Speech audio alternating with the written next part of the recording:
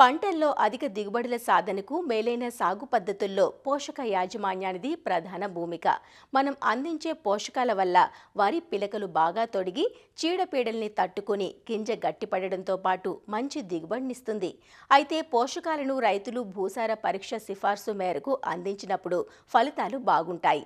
నత్రజని, భాస్వరం, potassium, zinc, ఇనుము వంటి ప్రధాన సూక్ష్మ పోషకాలను రసాయన ఎరువుల రూపంలోనే కాక పశువుల ఎరువు, వర్మి కంపోస్ట్, జీవన ఎరువులు, పచ్చిరొట్ట వంటి సేంద్రియ ఎరువుల రూపంలోనూ అందించినట్లయితే పోషణ సమతుల్యంగా సమగ్రంగా ఉంటుంది. ముఖ్యంగా వరి పంటలో ఎరువులతో పాటు నీటి యాజమాన్యం కూడా ప్రాముఖ్యత సంతరించుకుంటుంది. వరి పైరు ప్రాంతాన్ని బట్టి, దశను బట్టి ఎరువులను దఫదఫాలుగా అందించాలి. ఖరీఫ్ వరిలో పాటించాల్సిన ఎరువులు, నీటి యాజమాన్యం గురించి ఆచార్య ఎన్జీ రంగా వ్యవసాయ విశ్వవిద్యాలయం, నైరా వ్యవసాయ కళాశాల విస్తరణ విభాగం అధ్యాపకులు డాక్టర్ డి చిన్నమనాయుడు ద్వారా తెలుసుకుందాం.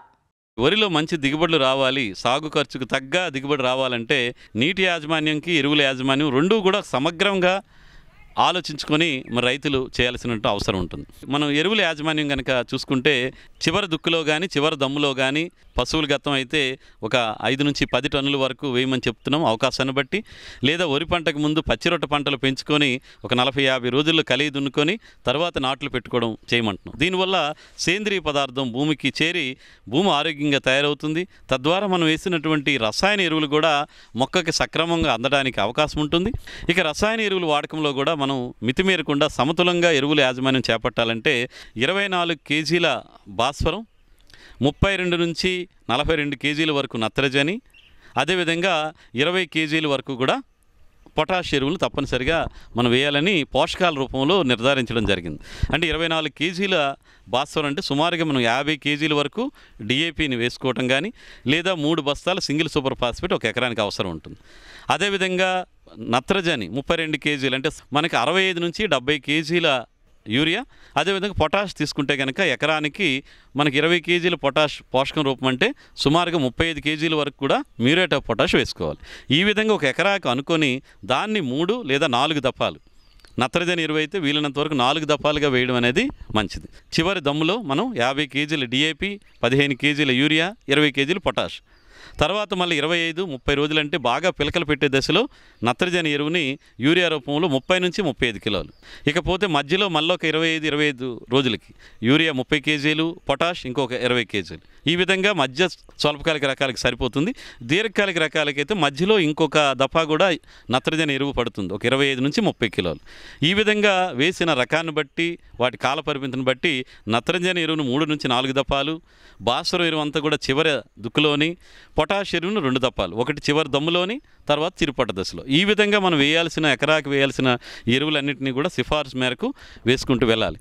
ఎక్కడైతే కొన్ని ప్రాంతాల్లో జింకు లోపం ఉంటుంది, ఆ జింకు లోపం ఉండే దగ్గర చివరి దమ్ములోనే అంటే భాస్వరం వేయడానికి 2 రోజులు ముందుగానే మనం కనుక ఈ జింక్ సల్ఫేట్ ఎకరానికి 20 కేజీలు వేసుకుంటే ఆ పొలాల్లో జింకు లోపం అనేది సవరించబడి పొలాల్లో జింకు లోపం రాకుండా ఉండి మనం వేసిన స్థూల పోషకాలన్నీ కూడా బాగా అందడానికి ఆస్కారం ఉంటుంది. ఇకపోతే ఎరువులు వేసిన ప్రతిసారి కూడా మనం తప్పనిసరిగా నీరు ఉండాలి, తేమ ఉండాలి తప్పనిసరిగా.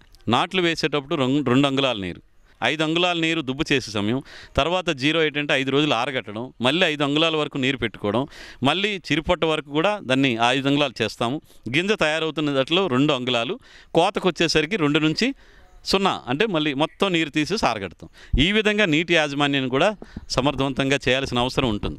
కాకపోతే ఇక్కడ శ్రీకాకుళం, విజయనగరం జిల్లాలు ఏంటంటే మనకి నదులు ఎక్కువగా ఉండడం, వర్షాలు ఎక్కువగా పడటం వల్ల పొలాల్లో నీరు ఎక్కువ పెట్టేస్తున్నారు. మనం 2 అంగుళాలంటే పొలాల్లో అడుగు లోతు వరకు కూడా నీరు ఉంటుంది. దుబ్బు చేసే దశలో కూడా రైతులు ఎక్కువ నీటిని పెట్టేస్తున్నారు.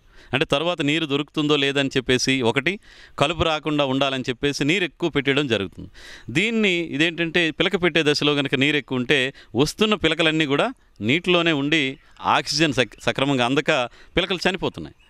పిలకలు పెట్టడం అనేది తగ్గిపోతుంది. కాబట్టి రైతు సోదరులు ఈ మిడ్ సీజన్ డ్రైనేజ్ నాట్లు వేసిన తర్వాత 30 నుంచి 35 రోజులు, ఒక 4-5 రోజుల పాటు భూమిని ఆరగట్టడానికి ప్రయత్నం చేయాలి. చిన్న చిన్న పగుళ్ళు కూడా వస్తాయి. అలాగే ఎప్పుడైతే వచ్చాయో అక్కడ పిలకలు బాగా వస్తాయి. కాబట్టి ఈ విధంగా నీటి యాజమాన్యం చేయాలి.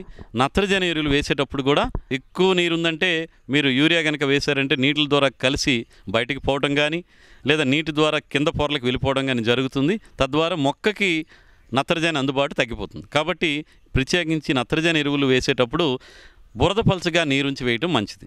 ఈ విధంగా నీటి యాజమాన్యం, ఎరువుల యాజమాన్యం కనుక సక్రమంగా చేస్తే మరి శ్రీకాకుళం జిల్లాలో కూడా దిగుబడులు ఇప్పుడు వస్తున్న దిగుబడుల కన్నా ఒక 5 నుంచి 6 బస్తాలు అధికంగా రావడానికి కూడా ఆస్కారం ఉంటుంది.